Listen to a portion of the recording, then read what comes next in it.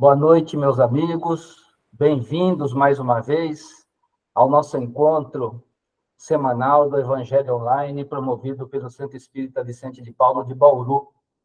Hoje nós vamos receber como expositor convidado nosso amigo Paulo Eduardo Sampaio. Bem-vindo, Paulo, lá de Bebedouro. O tema que ele vai fazer a sua exposição hoje é Resistência ao Mal. É a lição 62 do livro Vinha de Luz, para quem puder acompanhar. Meus amigos, vamos então, a partir desse momento, convidando a todos para fechar os olhos, aqueles que assim quiserem, e elevarmos o pensamento ao nosso Mestre Jesus. E rogamos a Ele, nesse instante, que nos abençoe, nos ilumine, nos fortaleça nesse momento. Que assim possamos manter a boa conexão entre todos nós, amigos, companheiros, irmanados no objetivo da noite, amparados pela espiritualidade que nos recebe, que nos orienta, que possamos, nesta noite, ter condições de absorver ao máximo os ensinamentos de hoje, trazendo sempre para a nossa reflexão em relação à nossa postura, o nosso comportamento, em relação ao nosso próximo e a nós mesmos. Pedimos também, Mestre Jesus, que abençoe nosso amigo Paulo nesta noite, para que ele tenha condições de fazer a sua exposição da melhor maneira possível e que nós possamos compreender também, trazendo sempre para a nossa intimidade esse conhecimento. Em vosso nome, Mestre Jesus, iniciamos o Evangelho Online desta noite. Assim seja. Paulo, é contigo, meu amigo. Pessoal, uma boa noite então para todos. Agradeço muito o convite. Então, como foi dito, né, nós vamos tratar aqui da lição 62, Resistência ao Mal. E nesta lição, o Emmanuel comenta uma fala de Jesus, que ela está em Mateus, capítulo 5, versículo 39. Quando Jesus disse: "Eu, porém, vos digo que não resistais ao mal." Essa fala de Jesus, ela está, como nós sabemos, no Sermão do Monte, né?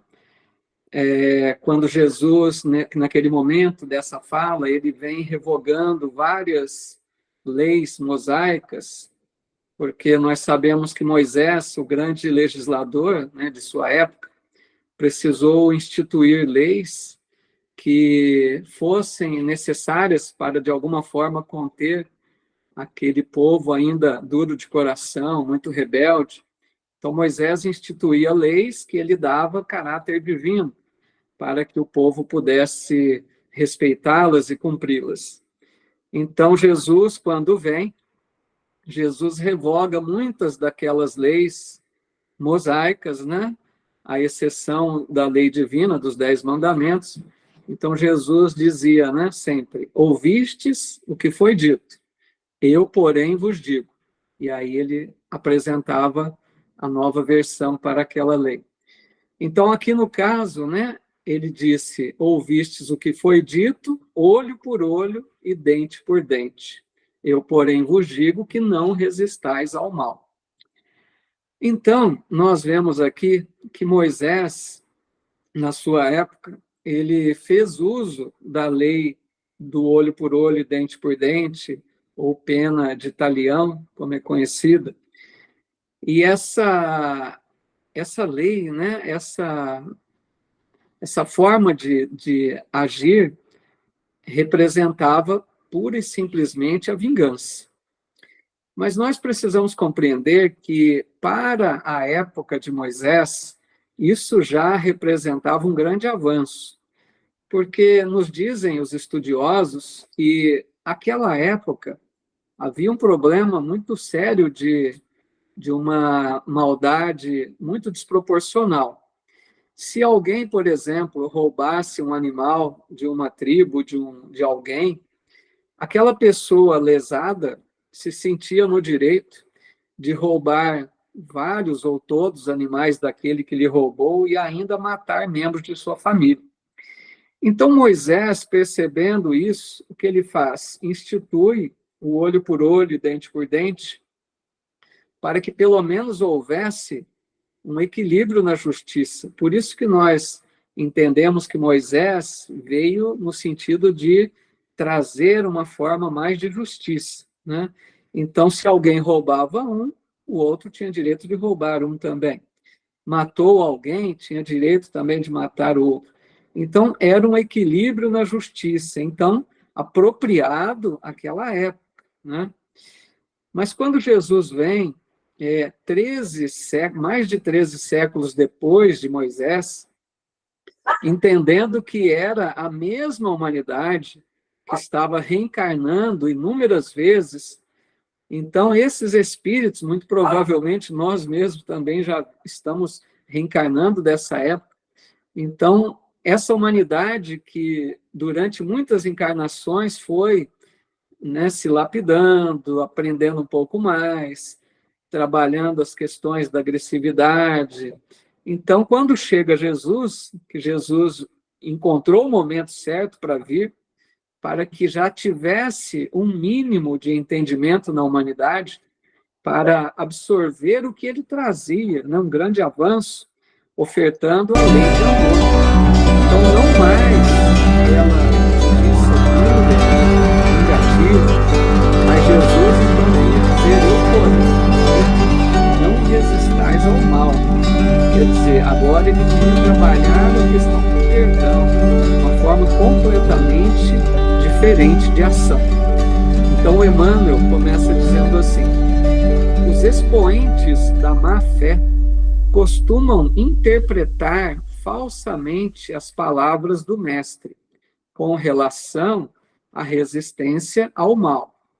Não determinava Jesus que os aprendizes se entregassem inermes às correntes destruidoras. Aconselhava a que nenhum discípulo retribuísse violência por violência. Então, aqui nós vemos aquele problema que até hoje, né, persiste, da questão da interpretação literal. É um problema muito grave, né, de nós estudarmos o Evangelho, os textos sagrados, e tirarmos uma interpretação, como nós chamamos, ao pé da letra, né? Então, é preciso extrair o espírito da letra, ver o que está por trás das palavras, qual o pensamento, qual o ensino mais profundo daquilo, porque senão a gente vai se deparar com problemas, como aqui houve. Assim como também, certa vez, Jesus disse: eu não vim trazer a paz, mas a espada. E quantas pessoas, né, interpretando isso literalmente, disseram, se defendem dizendo que Jesus aconselhou a luta, a se impor, né? Então, um pensamento completamente equivocado daquilo que Jesus apresentou.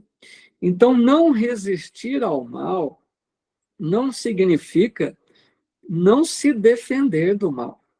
É lógico que nós não vamos deixar o agressor nos prejudicar, nos agredir. Jamais. A gente precisa se defender do mal. Mas o que essas palavras nos ensinam é para que nós não busquemos a vingança. Esse é o grande ensino. Para que a gente não haja como o agressor. Se o agressor vem com maldade e nós retribuímos com maldade, estamos distantes daquilo que Jesus nos ensinou. Porque a palavra de Jesus é muito clara, o ensino é muito claro. Logo em seguida, ele vem mostrando a questão da tolerância, porque ele diz: se alguém lhe pede a túnica, dê também a capa.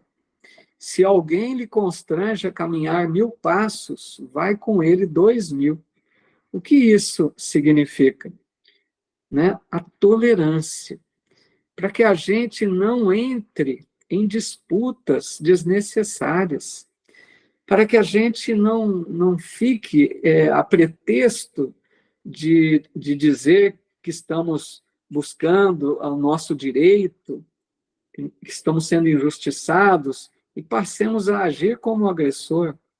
Então, aqui Jesus deixa muito claro para que tenhamos uma certa tolerância maior diante das agressões, diante das confusões que acontecem no dia a dia, que a gente não entre naquela vibração agressiva, naquela atitude infeliz, mas que a gente comece a agir de forma diferente, com mais paciência, com mais tolerância, buscando o perdão. Então, Emmanuel continua dizendo: enfrentar a crueldade com armas semelhantes seria perpetuar o ódio e a desregrada ambição no mundo. O bem é o único dissolvente do mal em todos os setores, revelando forças diferentes. Aqui nesse ponto do comentário de Emmanuel, a gente percebe que, infelizmente, muitas pessoas ainda não compreenderam isso. Quantos e quantos ainda revidam, né, devolvem na mesma moeda, se são agredidos, agridem também.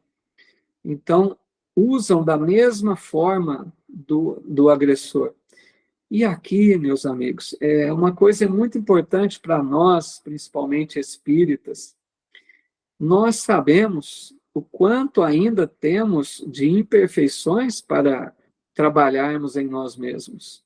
Nós estamos cientes de tudo aquilo que ainda precisamos transformar em virtudes. Mas os Espíritos nos dizem que a vingança não deveria mais fazer parte dessas nossas imperfeições. A vingança deve ser algo do passado. Não dá para compreender alguém que aprendeu, que estuda a doutrina espírita e evangelho, ainda pensar em vingança. Então, é algo para a gente pensar. Porque na questão da agressão, da crueldade, no revide, a gente vê, por exemplo, num aspecto maior, as guerras que até hoje acontecem, por falta dessa tolerância, pelo orgulho, pelo egoísmo, por devolver na mesma moeda, chegamos a pontos aí lamentáveis. E Jesus foi o maior exemplo do que Emmanuel diz aqui, né? Que o bem é o único dissolvente do mal. Então, Jesus sempre agiu no bem, apesar de tantas injustiças, de tanta agressividade, de tanta maldade, de tanta perseguição, de tanta ingratidão de nossa parte, Jesus sempre ofertou o bem, o amor. Por isso que a sua mensagem está viva até hoje, porque ele não só ensinou, falou, proferiu palavras, mas ele viveu esse amor, né? E quando Jesus disse: eu vim para os doentes e não para os sãos, é muito bonito nós pensarmos nisso, porque ele veio para todos nós, que ainda somos enfermos da alma, nos ensinando a melhor forma de agir de acordo com as leis divinas, que nós temos condições de agir de forma diferente, que nós possamos aprender com as suas lições, com o seu evangelho, a desenvolver um pouco mais de brandura, de paciência, porque lembrando também Jesus, numa bem-aventurança, ele diz: bem-aventurados os brandos e pacíficos, pois herdarão a terra. E nós todos que estamos aí ansiosos por ver chegar o mundo regenerado, condição necessária é a brandura, é a paz que nós venhamos a conquistar. Então, Emmanuel continua dizendo: em razão disso, a atitude requisitada pelo crime jamais será a indiferença, e sim a do bem ativo, enérgico, renovador, vigilante e operoso. Ou seja, em qualquer situação, sempre o bem. Lógico, é difícil, né? A gente sabe o quanto na nossa condição ainda é difícil ter atitudes voltadas ao bem diante de qualquer situação que nos aconteça. Mas o Emmanuel nos orienta aqui que diante do crime, da maldade, não deveríamos, né, como humanidade, cada um nas suas responsabilidades, não deveríamos ficar indiferentes, ele está dizendo. É preciso atitude no bem, mas ele especifica, né, o bem. Ele dá aqui algumas formas, né, bem ativo, bem enérgico, bem renovador, vigilante ou operoso. Pensemos rapidamente. O bem ativo, penso eu, aquela forma de agir no bem que se toma providências, né, para que o bem se instale.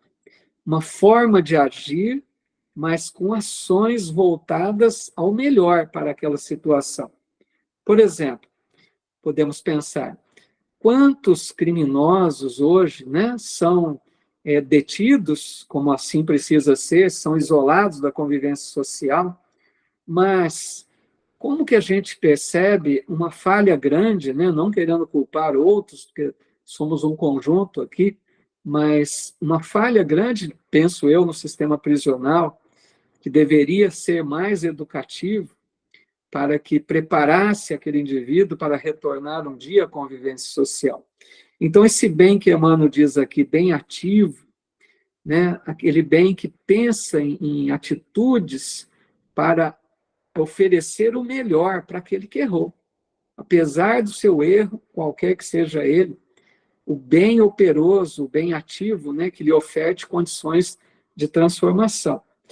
Então, ele diz também, né, o bem enérgico, porque Jesus, apesar de tanta brandura, mansuetude, Jesus era enérgico também no momento que precisava ser.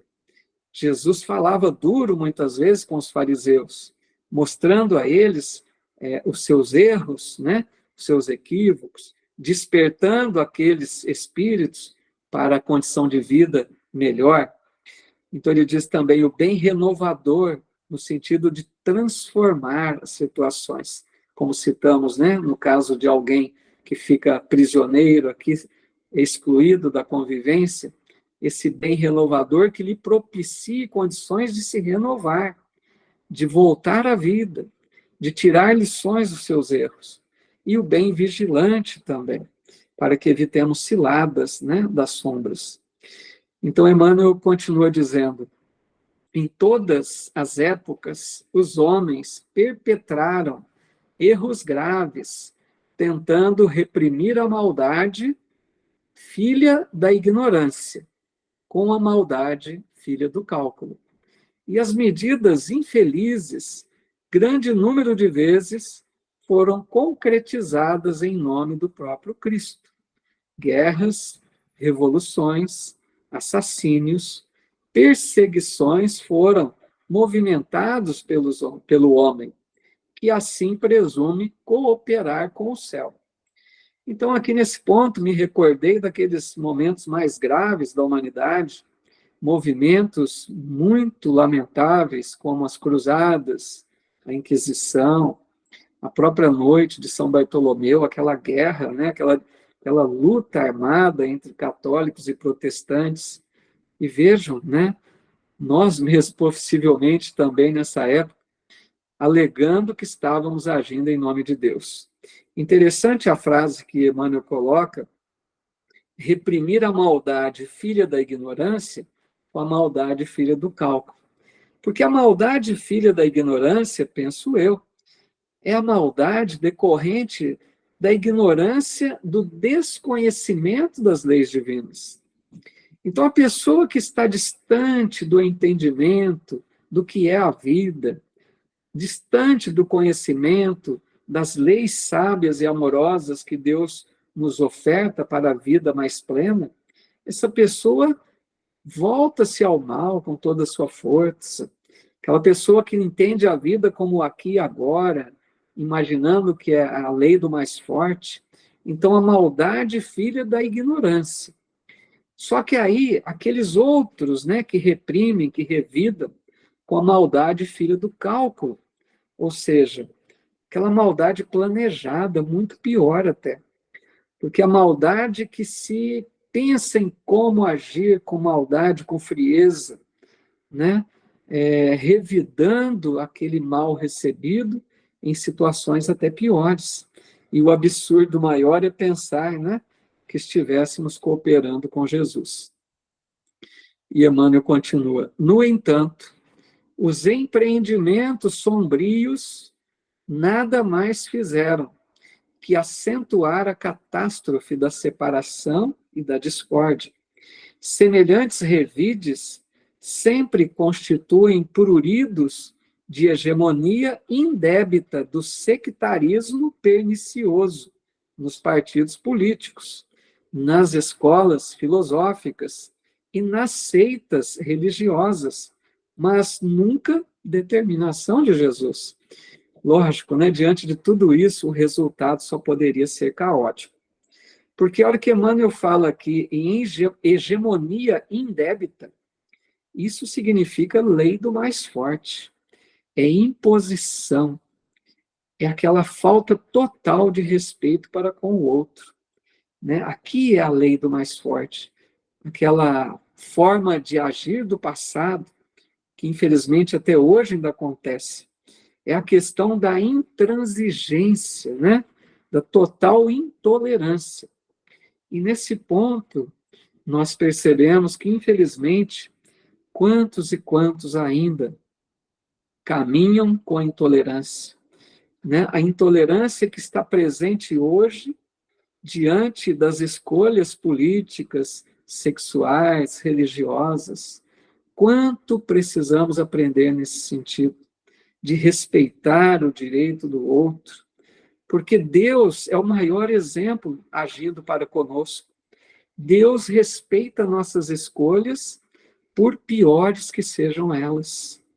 Deus permite que façamos escolhas infelizes, porque Deus não viola consciências. Porque nós haveremos de reprimir o outro diante de suas escolhas. Então é algo muito sério, né? Que precisa ser modificado quanto antes. E ele continua dizendo: reconhecendo antecipadamente que a miopia espiritual das criaturas lhe desfiguraria as palavras, o mestre reforçou a conceituação asseverando: eu, porém, vos digo. O plano inferior adota padrões de resistência reclamando olho por olho, dente por dente. Ou seja, Jesus trazia o grande avanço de orientar para não vingarmos mais, né? Esquecêssemos aquela época do passado de Moisés, que a partir dali, então, aprendêssemos a trabalhar o perdão. E Emmanuel destaca aqui, né, a questão do plano inferior, que nos instiga com a vingança. Porque a sugestão das sombras é que nós revidemos. Diante de uma agressão, diante de algo que nos afeta, que nos prejudica, que nos perturba, se dermos ouvidos às sombras, nós ouviremos algo semelhante: você não merecia isso. Quem aquela pessoa pensa que é? Para que a gente possa, então, entrar nessa sugestão infeliz da vingança.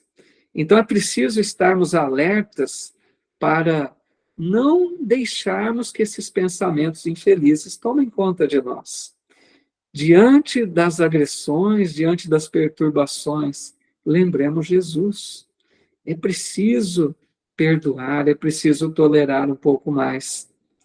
Então Emmanuel encerra a mensagem dizendo: Jesus, todavia, nos aconselha a defesa do perdão, 70 vezes 7, em cada ofensa, com a bondade diligente, transformadora e sem fim. Sempre o perdão. A nossa dificuldade ainda, né? Em geral, da maioria de nós, é uma dificuldade ainda o perdão. Mas nós temos, amigos, muito entendimento para nos ajudar a conseguir, né, a virtude do perdão. Porque, pensemos, nós já entendemos que não há injustiças. Nós compreendemos sobre lei de causa e efeito. Nós sabemos que aquela pessoa que agride, que perturba, que nos prejudica, não passa de um instrumento da lei divina. Porque, vejam, ninguém nasceu com a missão de tirar a vida do outro, de agredir alguém, para que aquela pessoa possa receber o retorno da lei de ação e reação, para que a pessoa possa, entre aspas, né, pagar a sua dívida. Ninguém nasceu com essa tarefa. Mas Deus, como já mencionamos, permite a liberdade de escolha. Então, aquelas pessoas que decidem agir no mal pela sua escolha, não que nasceu para isso, a pessoa que decide agir no mal, quem ela encontrará diante dela? Lógico que não será alguém que não deve. Ela vai encontrar aquele que deve, aquele que tem tendências com a lei divina e com a sua própria consciência. Porque assim, enquanto um se liberta do mal, quitando a sua dívida, o outro se complica, o outro cria uma dívida grave perante as leis de Deus e sua consciência. Por isso Jesus disse: é necessário que venham os escândalos, mas ai daquele por quem o escândalo venha. É nesse sentido. Então, o perdão, amigos, né? Eu creio que nós já temos condições de praticá-lo numa intensidade cada vez maior, começando pelas situações mais leves, mais fáceis, para que a gente atinja o perdão por completo, 70 vezes 7. Porque, além disso tudo, o perdão nos liberta de um vínculo doentio com aquele ao qual podemos chamar de inimigo, de agressor, de adversário. Enquanto não perdoamos, estamos numa ligação doentia com aquela mente, trocando ali farpas mentais, né? Então, que nós busquemos esse ensino tão precioso do Cristo, porque perdoar é para nós, primeiramente. Nós somos os primeiros beneficiados com o perdão. Então, a pergunta para a gente encerrar e pensar: como nós queremos seguir a Jesus se ainda nos vingamos, se ainda não aprendemos a perdoar? Que fica, então, a reflexão para todos nós. E aproveito esses minutinhos finais para agradecer a espiritualidade amiga que coordena esses trabalhos, os espíritos amigos que nos amparam, a cada um de nós em suas casas, onde nos encontramos. Com certeza, todos estamos amparados por um benfeitor espiritual. A nossa gratidão a Jesus, a Deus e a esses amigos que tanto nos ofertam com seu amor. E queremos, então, nesse momento, como é costume do grupo, fazermos, então, a nossa vibração, compartilharmos um pouquinho dessa paz que aqui colhemos nesses momentos de reflexão, de união de pensamentos em torno do bem, em torno do Evangelho. Gostaria, então, de que todos nós dirigíssemos nossa vibração inicial para aqueles lares, para aquelas pessoas que nós conhecemos, que sabemos enfrentam provas mais ásperas, enfrentam momentos mais difíceis em sua vida no momento, rogando a Deus que abençoe esses lares, esses irmãos nossos, para que consigam atravessar esse momento mais difícil com um pouco mais de fé, com um pouco mais de esperança. Que Deus os abençoe. Vibrarmos também pelos irmãos suicidas. Sabemos o quanto esses irmãos padecem diante da sua afronta às leis divinas. Aqueles irmãos que pensavam fugir das aflições, que encontram muito multiplicadas essas aflições. Que Deus tenha piedade de todos eles, que nossa vibração possa chegar a algum desses corações, como uma pequena luz que mostre a eles que há esperança, que eles sofrem, mas é uma fase que vai passar. Gostaria também de vibrarmos por aqueles irmãos que atualmente estão voltados ao mal. Como lemos aqui na lição, quantos irmãos nossos em humanidade que estão presos ao mal, sendo cruéis, agredindo, perturbando, são enfermos da alma. Nós precisamos olhar para eles com esses olhos. Acima de tudo, são doentes, estão doentes, melhor dizendo. Estão enfermos, carentes da nossa compaixão, porque não conhecem ainda a Jesus, estão distantes do amor de Deus. A exemplo do filho pródigo, deixaram a casa do Pai. E que a nossa vibração possa, quem sabe, tocar algum desses corações. Que esses bons amigos, vibrando junto conosco, possam levar essas boas vibrações de encontro a esses corações tão amargurados, tão infelizes, que não imaginam quantas dores encontrarão pela frente, até que despertem para um caminho melhor.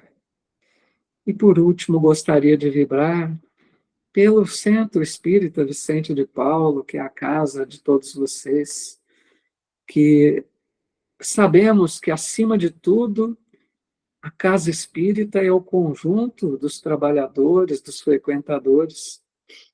Que Deus abençoe essa união de espíritos encarnados e desencarnados, para que prossigam nesse trabalho de buscar o entendimento, o conhecimento e, acima de tudo, a vivência no bem. Que esta casa continue com suas portas abertas, oferecendo a luz do Evangelho e da doutrina e o consolo a tantos irmãos carentes que lá buscam esse consolo, essa luz, esse conhecimento maior. Que Deus nos abençoe a todos, que Jesus nos ilumine sempre os passos e nossa gratidão por mais este encontro do Evangelho. Que assim seja.